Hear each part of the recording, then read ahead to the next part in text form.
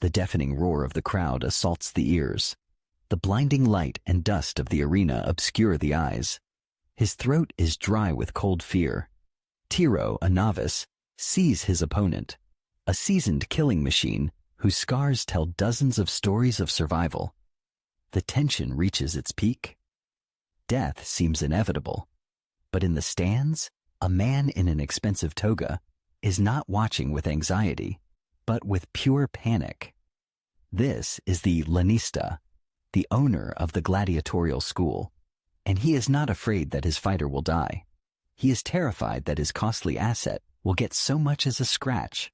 Before him is not a man, but walking capital worth 2,000 sestertii. This is the annual salary of 50 legionaries, which could turn to dust at any moment. On one side of the scales, a human life. On the other, money. And the second side is clearly heavier. The system of gladiatorial combat was not about death. It was about business. This strange fear of a businessman gives rise to three fundamental paradoxes that shatter our entire perception of the arena. First, why did gladiators, legally disenfranchised slaves, have access to better doctors and medical care than most free citizens of Rome? Second, how could a school owner spend a fortune equal to the annual salary of 50 legionaries to train a single fighter, only to then watch him be killed in cold blood? And the third most powerful question, what explains the shocking archaeological evidence that 9 out of 10 duels ended with both gladiators surviving when all of Roman culture, as we believe, demanded blood and death? The answers to these questions will destroy the myth you know, and we will give them to you. By the end of this investigation, you will stop seeing gladiators as characters from Hollywood movies. You will see them as elite athletes whose life and health were the primary assets of a ruthless entertainment machine. You will understand why death in the arena was economically disadvantageous. You will learn how a strange diet of barley and beans actually saved their lives by creating a bloody but safe show. Contemporaries even contemptuously called them hordieri barley eaters. And you will see how a multi-million sestertii industry actually worked, an industry that valued spectacle and drama far more than real blood. This isn't just a retelling of history. This is an economic thriller set in the arena of ancient Rome. We will trace the entire economic chain of this bloody business. In just 3 minutes, we will uncover financial reports and debt receipts from Pompeii. You will see, in black and white, why a gladiator was more like an elite Formula One driver than an expendable piece of cannon fodder. In 8 minutes, we will infiltrate the walls of the gladiator school prison. Based on bone analysis from a cemetery in Ephesus, we will learn why fighters were deliberately fattened up with barley to build a protective layer of fat, not steel muscles. And toward the end, in 20 minutes, we will reveal the most closely guarded secret of this system. The shocking truth about what actually awaited the surviving stars of the arena after their careers ended. To a lanista, a gladiator was like a chef's knife. His value was not in his ability to chop bones, but in his sharpness and skillful application. To break him meant losing an invaluable tool. How could it be that the main threat to a professional gladiator was not an opponent's steel, but a common infection in a post-fight wound? Why did a system built on violence so desperately try to save its fighters? The answer is simple. The organizers of the games, the editores, almost never bought gladiators. They rented them from the lanistae. The reality was even more cynical. The rental contract included a clause for a gigantic fine. In the event of a fighter's death, the editor would pay the lanista a sum 50 or even 100 times the rental price. It's like paying to rent a room for a night, but in case of damages, having to buy the entire building. Financial documents from Pompeii prove it. Every fight was a calculated business operation. Survival was not an accident, but a budgeted outcome. But if the fighters were so expensive, where did they come from? They weren't just found. They were systematically created in special factories. Why would a cynical lanista, who invested a fortune in his fighters, entrust them to politician editors? An editor's career depended on satisfying the seemingly bloodthirsty crowd. It seems like an insane risk. The basis of their trust was not words, but Roman law. A detailed legal contract was drawn up between them. It stipulated a fixed rental price per appearance, separate payments for injuries to cover treatment, and that same massive penalty for death. But it was a constant struggle between political capital and real money. The editor pushed for a spectacle. The lanista, holding a wax tablet with the contract, protected his investment. Every sestertius of penalty for scars was specified. The conclusion turns everything on its head. It was the editor, the one commissioning the games, who had the least interest in deaths, because he was the one paying the bills. But what if the crowd still demanded blood? For that, there was a special, very expensive option on the entertainment menu. If 9 out of 10 fights ended in survival, how did the image of a bloody slaughter become so firmly rooted in our culture? What is the source of this global misconception? There was a special type of duel, munera sine missione, games without mercy. This was an exclusive and extremely expensive format. An editor ordering such a show paid the full price of the Gladiators in advance and loudly advertised it on posters. It was the main attraction of the season.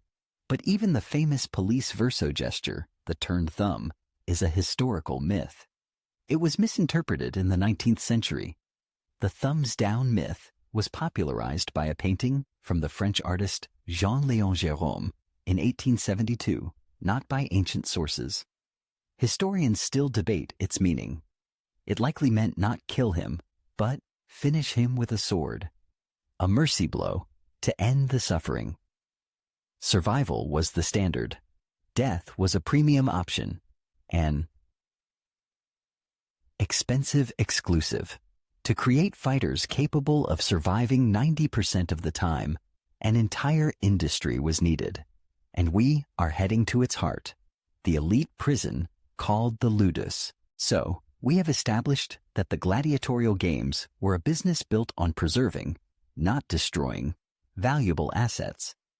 Money and contracts dictated the rules, making survival the norm. But how exactly was a prisoner of war, a slave or a criminal, turned into a super athlete worth a fortune? What technology was behind this production? The answer lies in the closed and brutal world of the ludus, a true fighter factory where every aspect of life, from diet to medicine, was subordinated to one goal: creating the perfect machine for spectacular survival. The paradox of this factory begins on the plate. Why were elite fighters, whose bodies were worth a fortune, fed cheap vegetarian porridge made of barley and beans? The ludus was a hybrid of a maximum security prison and an Olympic training facility. Iron discipline, grueling training with heavy wooden weapons, and constant supervision. But a fighter's diet was closer to that of a peasant than a predator. The answer comes from the bones at the Gladiator cemetery in Ephesus. Analysis showed extremely high levels of strontium, indicating a diet rich in carbohydrates and calcium. It was designed to create what is known as the gladiator's bulk, a layer of subcutaneous fat. This fat acted like the bark of a tree. It protected internal organs and nerve endings from shallow cuts that were spectacular for the crowd but not life-threatening. The diet was part of the economic model of survival, creating more blood with less risk to the asset. It was armor they wore under their skin. But food was just one tool for protecting investments. Another, no less important, was medicine. What made slave owners hire the best doctors of their time for them, such as the famous Galen, who began his career in the ludus of Pergamum? The answer? Pragmatism. The job of professional surgeons was to get a fighter back in action as quickly as possible. But in a world without antibiotics, any laceration could lead to sepsis and death. Therefore, all combat tactics and training were aimed at avoiding deep, penetrating wounds. Galen himself called gladiator wounds windows into the body, using them to study anatomy, which was impossible on ordinary citizens. They were treated not out of compassion. Death from an accidental infection was an unfortunate but acceptable business risk. A guaranteed death in the arena was a direct financial loss. But before these expensive assets entered the arena, the audience needed to be properly warmed up, and for that, they used those whose lives were worth absolutely nothing. What is it like to be both the most desired man in Rome and a slave with no rights? A novice's day in the ludus, early rise, training to exhaustion, a special diet, medical checkups. Inside the school, you are a slave who can be brutally punished for the slightest insubordination. But outside, you are a rock star. Graffiti from Pompeii is covered with the names of gladiators and their victory counts. Noble matrons bought the sweat and dirt scraped from their bodies in small vials as a potent aphrodisiac. This unbearable duality of their position, slave yet idle, prisoner yet elite, was the fuel that powered the drama in the arena. And so, the day of the games arrived. But the show for the public began long before the champions entered the arena. So, the ludus was a conveyor belt for creating the ideal fighter, physically resilient, psychologically charged, and engineered for survival in a spectacular show. But how do you organize a day of games to satisfy both the thirst for blood and the demand for the high art of combat? The Romans found a brilliant and cruel solution. The day's program in the arena was clearly divided, and it began with real, undisguised blood to make the duels of the star gladiators seem even more valuable and noble in contrast. We are heading to the morning arena. The ludus was a hybrid of a maximum security prison and an elite Olympic training center. Iron discipline, constant supervision, grueling training with heavy wooden weapons. But why were these athletes, whose lives were worth a fortune, fed like poor peasants? Their diet of barley and beans was contemptuously called horderii, barley eaters, by their contemporaries. The answer comes from forensic analysis of bones from the Gladiator cemetery in Ephesus. The diet was rich in carbohydrates and calcium. Its purpose was to deliberately create the so-called gladiator's bulk, a layer of subcutaneous fat. This fat worked like the bark of a tree. It could be scratched, a shallow cut could be inflicted, and it would look dramatic. But the living core, the gladiator's muscles and organs, would remain unharmed. The diet was part of the economic model. It made the fighter more spectacular, more blood with less risk to the asset's life. It was armor they wore under their skin. But food was just one of the tools for protecting investments. Another, no less important, was medicine. This brings us back to the first paradox. Why were resources spent on cannon fodder by hiring the best doctors of the time, such as the famous Galen, who began his career in the ludus of Pergamum?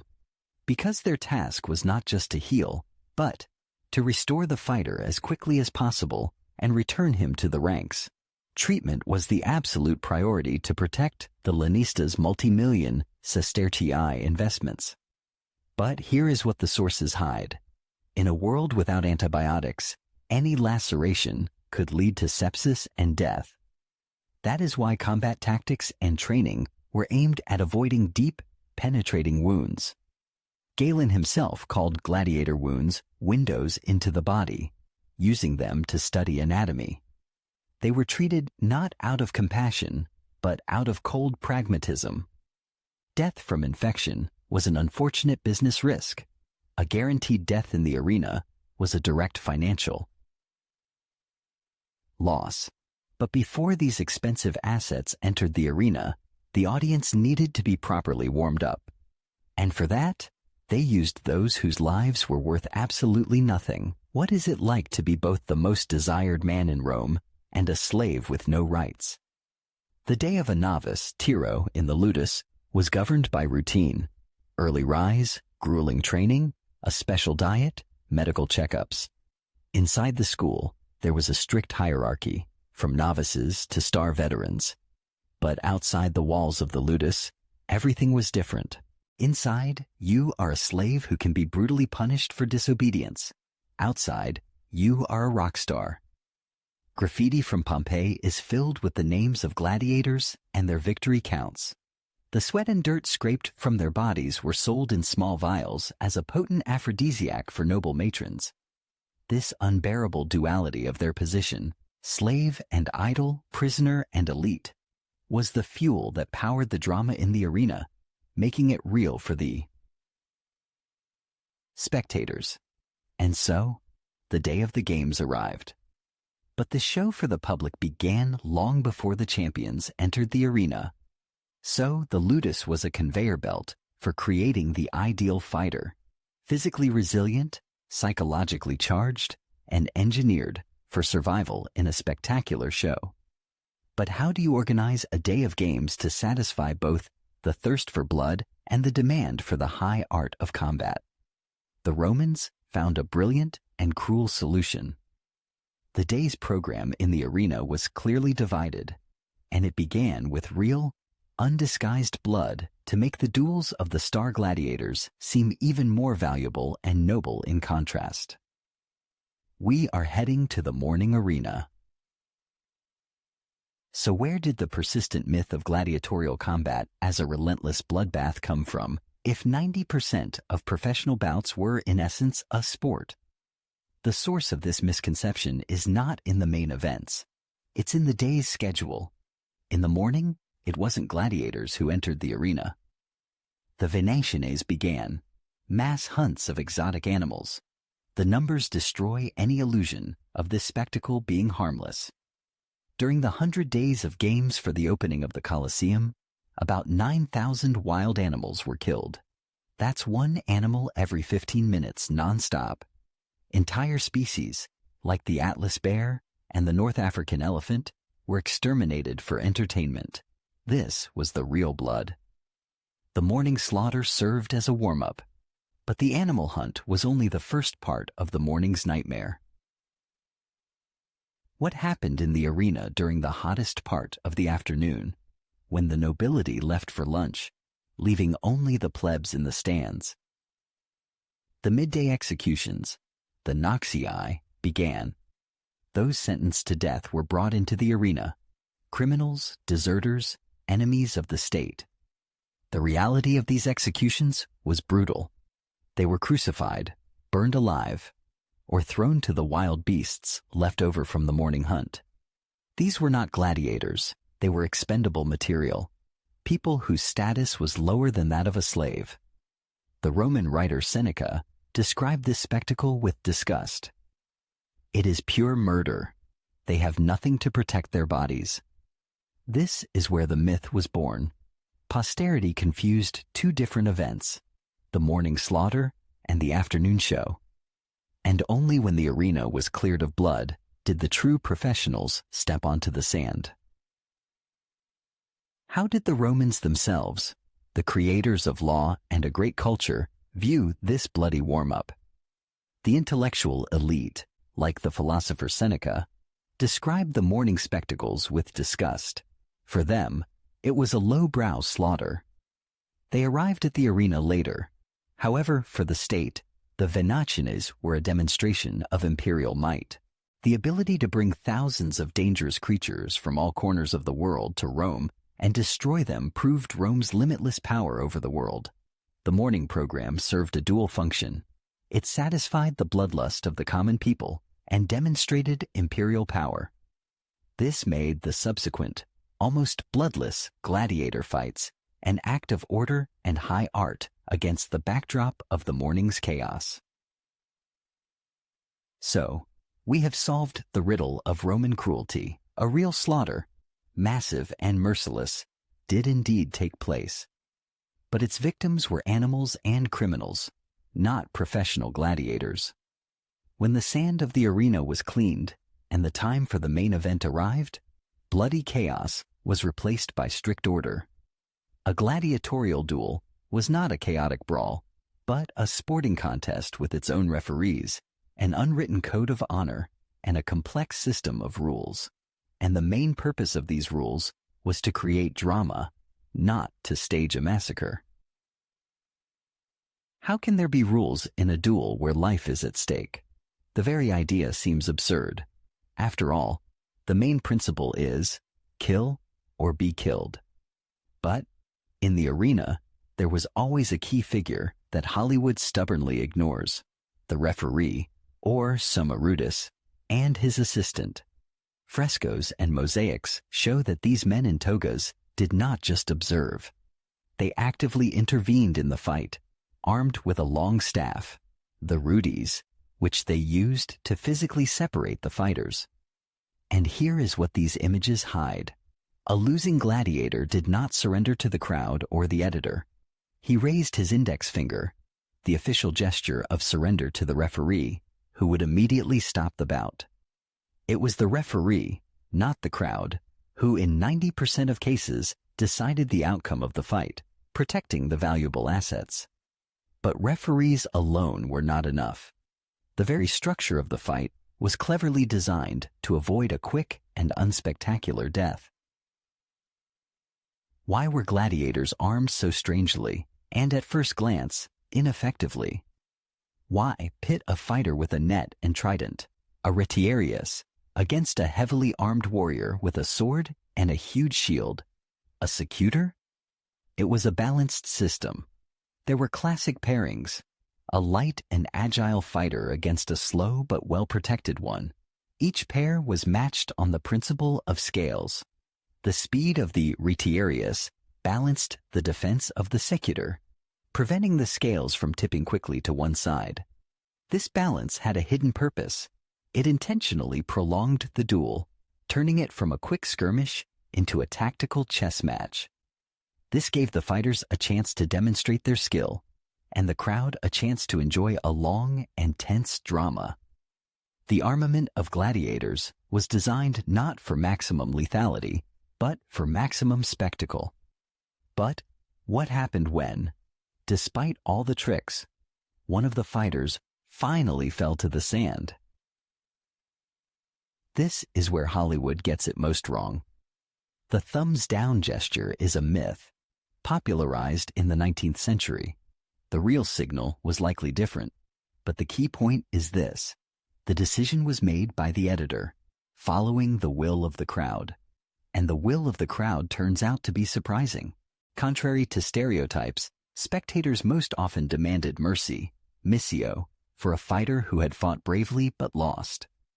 To kill a coward was normal, but to grant life to a worthy opponent was considered a manifestation of virtus, or valor, and generosity on the part of the editor. Inscriptions from Pompeii show that fans kept meticulous records not only of victories, but also of pardons a fighter received. It was a sign of his skill and the public's respect. Mercy was the norm. Death was the rare and expensive exception. So, we have established that a gladiatorial duel was a strictly regulated sport with its own referees, balanced weaponry, and a code where mercy was the rule. But if the fights were not fatal, why did the Romans go to them at all? What did the crowd really want, if not blood? The answer lies in the psychology of the spectators and what gladiators meant to them. They were not just fighters. They were superstars whose duels were not a slaughter, but a true drama of valor, skill, and the will to live. Have you ever rooted for an athlete so hard that their defeat felt like a personal tragedy? The Romans felt the same, but 100 times over. If 90% of fights did not end in death, what exactly kept thousands of eyes glued to the stands? The answer is simple. The Romans came not for an execution, but for a theater of valor. The gladiators, whom inscriptions in Pompeii call suspirium puellarum, the sigh of young girls, were stars. Bets were placed on them, and they had fan clubs. But the sporting interest was only the surface. The crowd came to watch how a man faces mortal danger, to witness a demonstration of virtus, a key concept in Roman culture. A clumsy and quick victory was valued less than a technical and courageous defeat. The loser, raising his index finger, was not begging for mercy. He was officially acknowledging defeat and demonstrating his readiness to die with honor. This is what commanded respect. And it was this psychology that turned the decision of mercy into a crucial political act for the organizer of the games. Two of your assets, worth a fortune, are in the arena. What is more profitable, the death of one for a spectacular finale, or the survival of both for future profits? From a business perspective, the answer is obvious. The survival of both fighters allowed for a rematch, the creation of a long-running rivalry, and the sale of souvenirs featuring both stars. But the editor was not just a businessman. He was a politician, and his main currency was not sestertii, but votes in the next election. To go against the will of a crowd demanding mercy for a brave loser was tantamount to political suicide. Generosity was valued more than blood. The editor's decision worked like an apothecary's scales. On one side lay gold, on the other, his reputation. His gesture was not just a decision. It was the culmination of the entire show. And this system of survival was built into the fighter's career itself. How could a slave, legally a thing, have a career ladder? Under Roman law, gladiators were considered infames, dishonored. But in practice, they were superstars with huge fees. Inside the ludus, there was a clear system of ranks, from a novice, Tiro, to the school's champion, Primus Paulus. Each victory increased a fighter's status and value. But a shocking fact shatters this picture. A significant percentage of fighters were octorati, free Roman citizens who voluntarily signed a contract. Their motive? Huge sums of money. The prize for a single victory could be several times a legionary's annual salary. This proves that being a gladiator was not just slavery but a profession. A deadly dangerous profession, but a profession nonetheless with a contract, the octoramentum, under which a person swore to endure fire, chains, whipping, and death by the sword. And the pinnacle of this career was not death in the arena, but something entirely different. So, now we see, the main event of the day was not a primitive slaughter, but a complex theater of valor. Its foundation was the psychology of the crowd, which valued virtues over blood. This show was managed by the cold calculation of the editores, for whom the fighters were expensive political assets. This system turned gladiatorial combat into a brutal but real profession with its own career ladder. But every career must have an ultimate goal. What awaited those who passed through all the circles of this hell? They fought not just for their lives, but for a specific prize that would forever change their status in the world. What awaits a person whose profession is the daily risk of death? Oblivion? Poverty? No. After a successful career, typically 3 to 5 years and 10 to 15 fights, a gladiator could receive the highest honor. The symbol of his new life was a simple wooden sword, the ludus. The editor would present it in the arena to thunderous applause, and yesterday's slave would become a free and wealthy man before the eyes of thousands. But this was not just an honorable discharge. It was the jackpot. A successful veteran would leave with a fortune that could provide for his family for generations. Receiving the ludus was not a happy accident, but the programmed goal of the entire system. This hope for freedom and wealth was the main fuel that compelled fighters to perform miracles of valor in the arena. But what could a free man, who only knew how to kill, do in Roman society? And this created the greatest paradox of their new life. By law, Even a freed gladiator remained infames, dishonored, on par with actors. He was forbidden from holding public office. It seems his freedom was incomplete, but the reality was different. Analysis of bones from gladiator cemeteries shows signs of healed, severe wounds, and complex surgeries. These men survived, and they prospered. Some opened their own gladiatorial schools, transforming from commodities into businessmen. Others became highly paid trainers for aristocrats or elite bodyguards. The system was not created for killing. It was created to produce legends. Survival, fame, and wealth after the arena were not the exception, but the final product of this ruthless conveyor belt. Their tombstones proudly list their victories and mention their wives and children. This perfectly tuned machine seemed eternal, but it was killed by the same force that gave it life: economics. Why did this incredibly popular system collapse? The simplest answer is the spread of Christianity, which condemned pagan spectacles. This version seems logical, but the numbers tell a different story. The main factor was the economic collapse of the late Roman Empire. The cost of the games was astronomical. At the opening of the Colosseum alone, 9,000 wild animals were killed. This was a logistical and financial nightmare.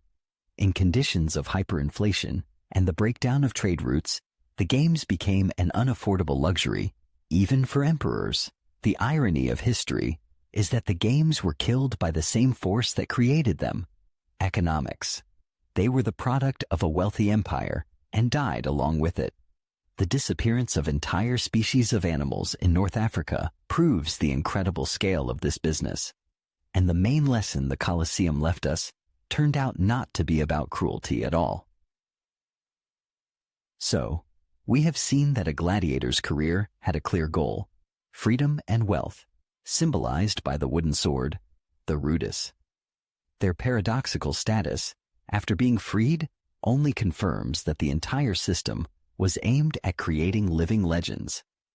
And the fall of this machine was caused not by changing morals, but by the economic collapse of the empire itself. We have dismantled the 3 key myths about the arena. In the next 60 seconds, we will put the whole mosaic together so you can change your view of gladiators forever. So, let's assemble all the pieces of this machine. At its core lies not bloodlust, but cold economics.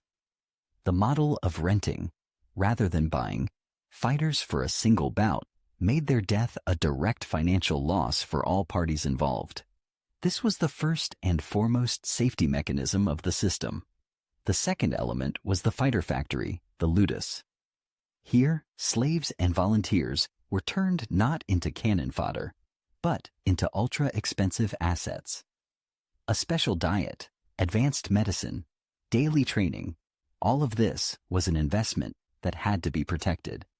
And to satisfy the crowd's thirst for real blood, there was the morning program: mass animal hunts and public executions of criminals. This ingeniously separated the streams, real slaughter for some and the high art of combat for others. This is why more than 90% of duels ended without a death. This resolved the paradox of a spectacle without fatalities posed at the very beginning. Let's move to the main event.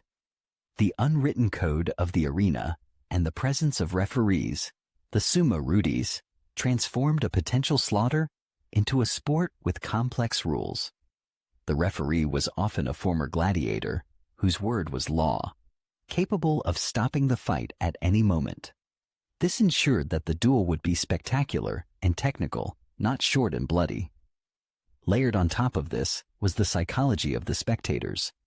The crowd, raised on the cult of virtus, wanted to see not death, but drama, skill, and perseverance.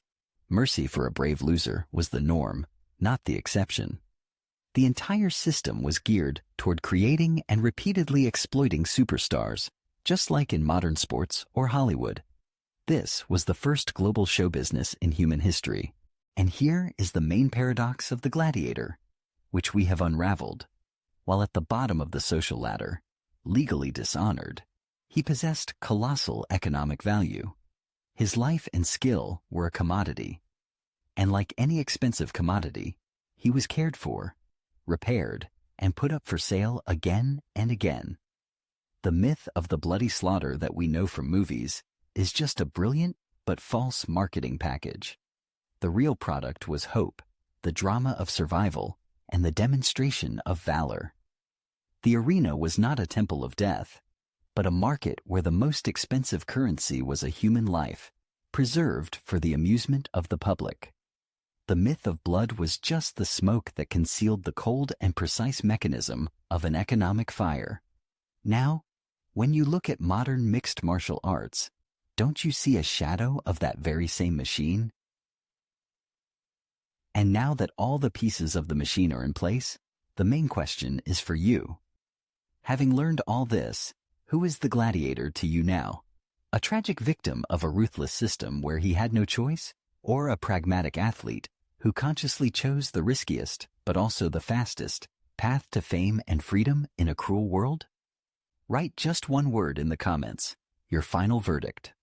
Victim or athlete? Let's see which one is more common among us.